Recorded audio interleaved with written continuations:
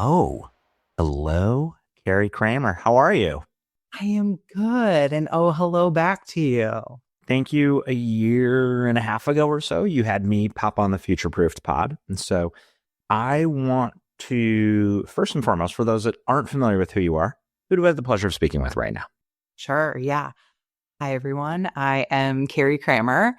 Up until yesterday, I would have told you that I am the co-founder and COO of Future Proofed.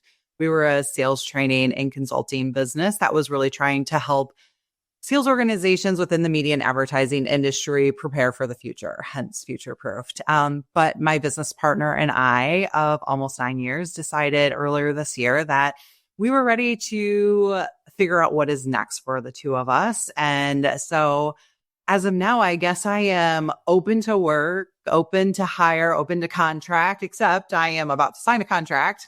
So that likely won't be the case. But for now, I'll just say that I'm an industry veteran of about 18 years, was on the agency side, was on the tech side, sales engineer, and then have been the co-founder of Future Proof for 9.5 years or 8.5 years. So, Carrie, thank you. Part of the reason I wanted, when you posted yesterday on LinkedIn, part of the reason I reached out to you immediately in a one-on-one is because you've done such a great job over the past few years of putting yourself out there and talking about creating your own business, showcasing vulnerability, being, I hate the word now, I used to love using this word, but being authentic, but that's just who you are. And that's who your business partner, Bo Davis, both of you are authentic, very just great people. And so what's really important is being able to, I wanted to have you jump on the OhHello pod, not just because you're a mentor on the OhHello platform, which I appreciate. And so do the mentees that use this platform and the growing amount of companies that have signed up recently and continue to. It's more so to talk about the peaks, the valleys, and everything in between, because building a company changes you. It changes your family. It changes your work-life balance, but it also, there are days when it's the most fulfilling thing you could possibly do. And then there are days when you're like, what the hell am I doing? And so you built a lot, you learned a lot, you took a real swing. And for nearly 9 years, like, you should feel so accomplished and awesome that you've done what so many people dream of. One day I'm going to start my own business. Well, you actually did. So there's a lot to unpack here, and would love to have a better understanding of why did you and Bo decide to start Future Proof to begin with? Yeah. Well, thank you for that. There's a lot that I am proud of. There's a little bit of that negative voice in my head of failure, which we'll get into probably in some of the conversation that we have. But so Bo and I actually started two separate companies. Bo started Future Proofed, and he was really focused on a rep firm. Mine was called Refine at the time, and I was essentially a sales engineer for hire. A good friend of ours, Amy Adams, which most people know in the industry, was chatting with us both separately. And we had told her, oh, I'm starting this business. And she messaged both of us and said, I don't know if you remember each other from early Starcom days, but you both started your own business. Why don't you just chat? So we had coffee really just to have a conversation about what it's like to start your own business, because it was so new for both of ours. And what we realized as we were chatting, there were things and areas where I filled in some holes in Bo's business. He filled in some holes in my business. And so as we kept growing our businesses individually, we brought each other together or into the business that we were working on. And finally we were like, this is going really well. Let's just bring the business together. And we kept Future Proof because everybody loved the logo. And every time people saw the logo, we had a conversation about it. So we thought his brand name was a lot better than mine. So we stuck with Future Proof. Shout out to Amy. Yes. Love that mutual connection. And she's a legend in our space. What is the biggest misconception that people have about starting a company? I think there's a lot of misconceptions because you don't know. I kind of equate it to when someone has a baby and you've never had a baby. You think you know what they're going through. You can have empathy. You can bring them meals. You can offer to help, but you don't know until you have a baby. And I feel like it's the same when you have a business. There were so many components that I didn't even think of before I started my own business. I was ready to leave the organization that I was at. And I told my husband I was going to consult for a little bit, trying to take some time off. And I got into having my own business and it was great. But in the beginning, there's so much to think about. And I thought about setting up the business in the beginning, figuring out, billing, figuring out what templates I was going to use, what legal jargon I needed to have, all of that stuff. But what I forgot about is none of that matters unless people are buying the services that I was offering. So I think the biggest misconception, at least I had, was I'm now the number one salesperson for this company. And as someone who had been sold to a lot, as someone who supported sellers from a sales engineering standpoint and account management standpoint, I knew sales, but I had never actually been the one that was cold calling, was sending that email, was building those relationships and that rapport. And so that was my biggest learning, and something that I've talked to a lot of other people about is, you're not just doing in a service business the service that you're good at. You're now a seller, and you have to be damn good at that, because otherwise you're not going to be able to do everything else you're good at. And I'm sure that absolutely surprised you, the fact that you're like, oh my God, I have to actually be in sales. Like, it's on me. Yeah. Yeah. It was hitting the send button on emails in the very beginning. I would cringe for a little bit. Like, a little bit of me felt like it died every time I had to hit that send, just because it wasn't something I was used to doing. Now I can do it in my sleep and all day long. But in the beginning, that was for sure one of the biggest hurdles that I had to face, is being comfortable with being a seller. That's great to hear for someone who has spent most of my personal career, my professional career, in sales. And so many people, when you were, for those that didn't know and those who are learning more about you right now, you grew up in one of the big holdcos. You were part of the Starcom elite, early to so much in the digital space and programmatic and so on and so forth, where you were used to receiving emails all the time. And so many people felt that level of agita and anxiety when they were first starting their careers. But that's badass to be able to have that. Well, I empathize with those people that I would work with, because that's about partnership. So what were some of the highs that you experienced as you were building a company? Yeah, I mean, there's different highs, I think, in the beginning to highs further on. In the beginning, anybody saying yes was such a high. It was so exciting to get that yes, to get someone to want to partner with you. But quickly, what I realized after that high is anytime I finished an engagement, I got a really hard low, because I was like, well, what's next? Whereas when you're at the agency, when you're in account management or sales engineering, there's always something that's what's next. But when you're starting your business, you don't always have that. But that was like the initial high, like you get as a seller, or most sellers get when you get an IO, when you get someone that wants to do a 12-month deal for your SaaS platform. Yeah, 12-year would be great, but most 12-month. We all get that high, right? So that was the initial high that I would get. As I've been through it for almost 9 years, the biggest high that I have is the partnership that I developed with Bo. He is someone that will be in my life forever. And having that and having someone I can lean on, learn from, trust from, was by far the biggest high that I had throughout the 9 years. And I also just think, like, it's something Bo and I talk about, and it more so stemmed from him, is the high of helping people in this noble career of sales that honestly gets shit on a lot. Totally. Feel like they are valued, feel like they are up leveling, feel like they are learning that thing about programmatic that they didn't have. Like, just seeing that flicker in people's eyes during a training of like, it finally clicked. And knowing that we ultimately were helping them to be more successful, like, that's why we continue to do it. Amazing. So let me flip the question. What were some of the lowest lows? Yeah. I mean, I think a lot of the lowest lows for me were having to do it all, right? Especially as a woman, and not to make this about gender roles, but like, in my household, I feel like I have to do it all. And I have a very, very involved partner and husband and father. But as women, we tend to take on a lot of things. And having to also do that in my business felt really hard, and being able to manage those two things. So that was definitely low. Doing the financial side of things. I used to be a math nerd, but some way along the way at Starcom, like that went out the door and the creative side turned on and the financial side just left.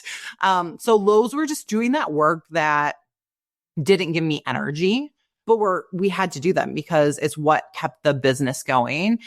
And I think like just some of the cyclical challenges that we've had in this industry, as well as because of the economy, sales training and enablement isn't always a priority. And it tends to be one of the first budgets to be cut. It tends to be one of the first teams that's cut.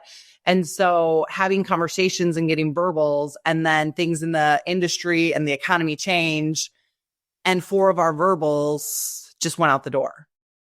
So the things that were out of our control were a little bit out of our control, tended to be some low lows for us. So what did you learn about leadership, enablement, being able to just ask for help, when you ask for help, how you ask for help, why you ask for help? Yeah. Asking for help has never been my strong suit. I think we got better as our business kept moving forward, because in order to grow, we had to ask for help in certain areas. I think for me, though, one of the biggest things that I learned about leadership, and I would instill in a team if I would be in a role to be a leader again, is really progress over perfection. We all want to be the best leader. We all want to say the right thing every time. We all want to have the perfect product to release. And ultimately that holds you back. And I think it held us back in some regards when we wanted something to be completely buttoned up before we released it to the marketplace.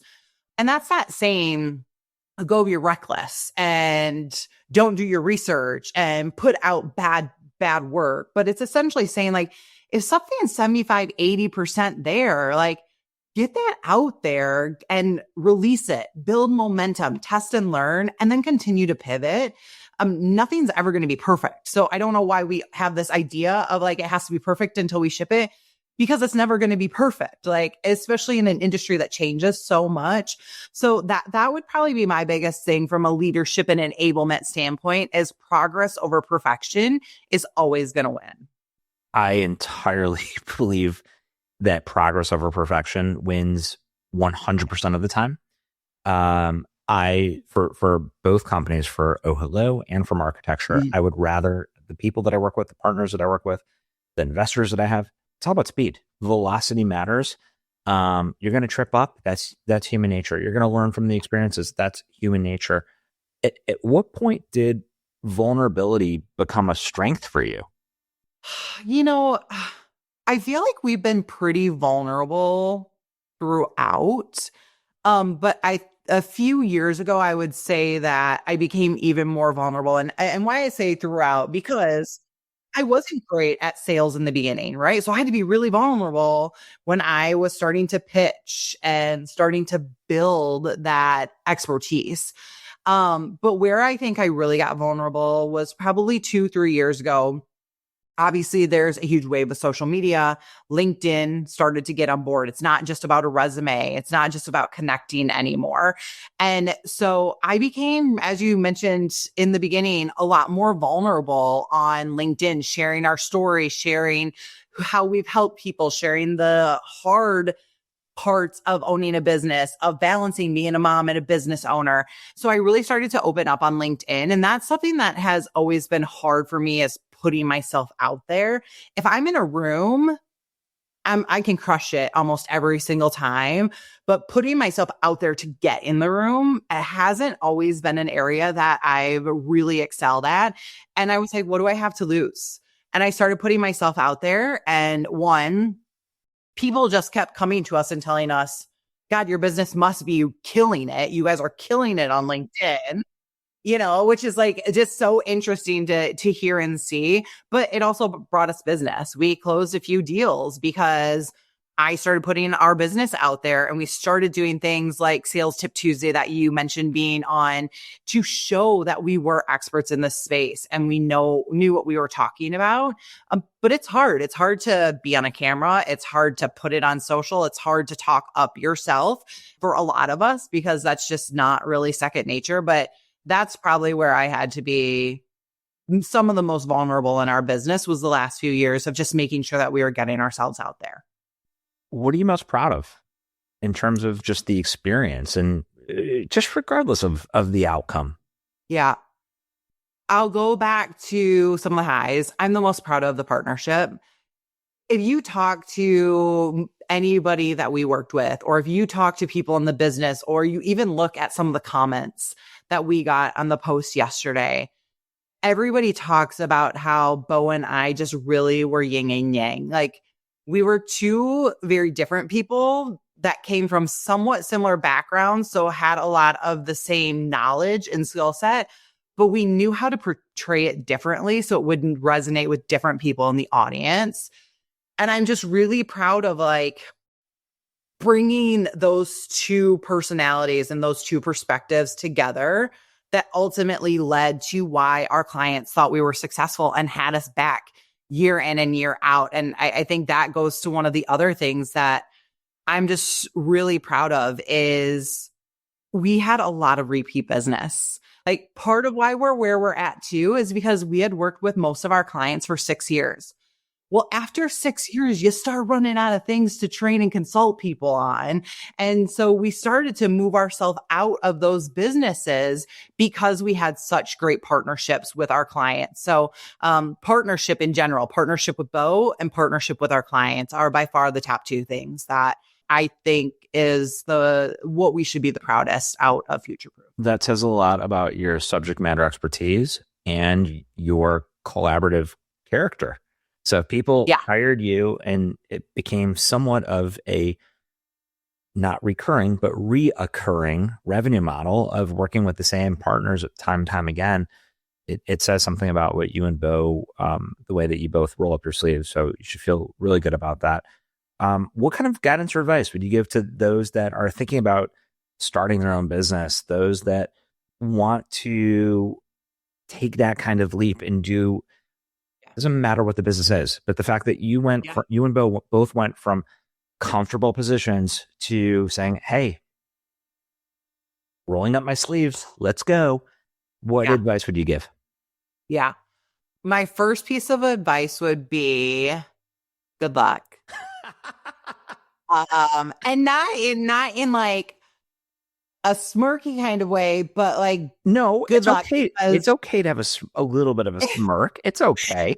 Yeah. I mean, it is Not more easy. than I think you will ever know, right? Again, going back to that analogy of having a kid, having a baby, you think you know what it is before you have a child, and then the rug is pulled out from underneath you. But what I will also just say is, I think it's glamorized a lot right now. If you look specifically on LinkedIn, everybody's talking about start a company, have a 5 to 9 before your 9 to 5, have a side hustle. Like, don't put all your work and all your effort into someone else's company. And like, while I see why some people are saying this, and I'm so glad that we did start our own business, it isn't for everyone. You know, when I talk to people being at Possible a couple weeks ago, a lot of people were like, I wouldn't be able to motivate myself. I wouldn't be able to do X, Y, and Z. So take a good look at who you are, and can you motivate yourself? Can you put in the work that it's going to take? And do you want to wear all of the different hats? Because if you like wearing one or two hats, it might not be for you. So I would just take a step back and think about it, and don't believe everything that we're seeing online, because a lot of those people are doing it because they're selling courses, because they want to be an advisor, an investor. Like, there's a little bit of reasoning behind it. So just don't get caught up in the glamour of it. And then the other thing I would just recommend, and this is something that I don't think Bo and I did early enough, is really think about our values. And sure, everyone thinks they know their values, but if you really dig into it, I think it's harder for people to explain than we think it is going to be. So know what your values are, and then figure out if your business is going to align with those values.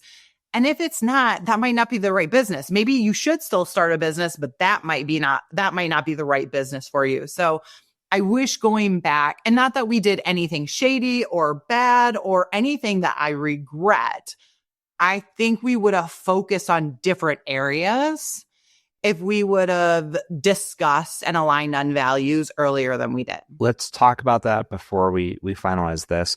Yeah. When you're saying values, are you referring to personal values? Are you referring to values for your business? Like, these are the future-proofed values, or these are Carrie's values, these are Bo's values? The reason I ask, just as an entrepreneur who has two different cap tables, different co-founders, I work an insane amount of hours every single day, 7 days a week. And that's not a normal thing for most people. And there are peaks and valleys. So I assure you I get it. But I'm just purely curious where you're going with the value statement, because I think that's so relatable that a lot of people don't think through.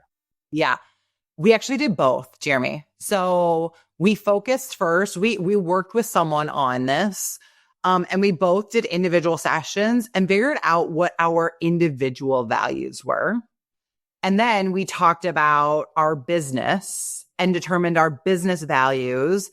And then we looked to see, were there things that were values of mine that I didn't feel like Bo was actually portraying, and vice versa. And honestly, it just allowed us to alleviate some of the frustration that you have when you have business partners. You're not going to be on the same page all of the time. So we actually did both so that we had the same values for the business going forward, but also so we knew each other's personal values so that we could be mindful of them and how we communicated and what projects we went after and the types of clients we wanted to work with. That is badass. Last question before we head out. What are you most excited for what's next?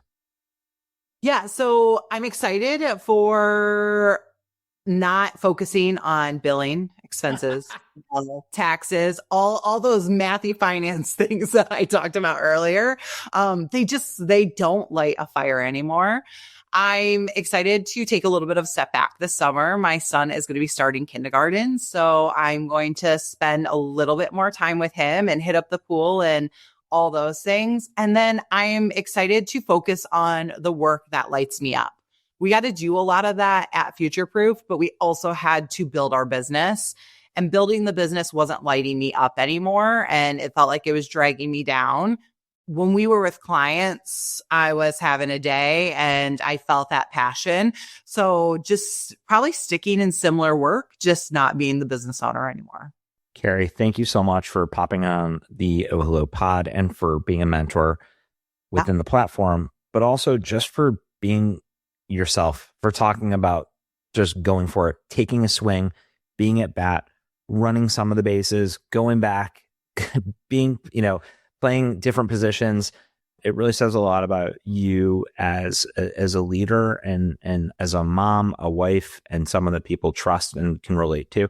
So thank you for sharing your story. Not every single story, not everyone's going to hit a grand slam with every business, but the fact that you had these experiences that you will now never look back on being like, one day I wish I did that.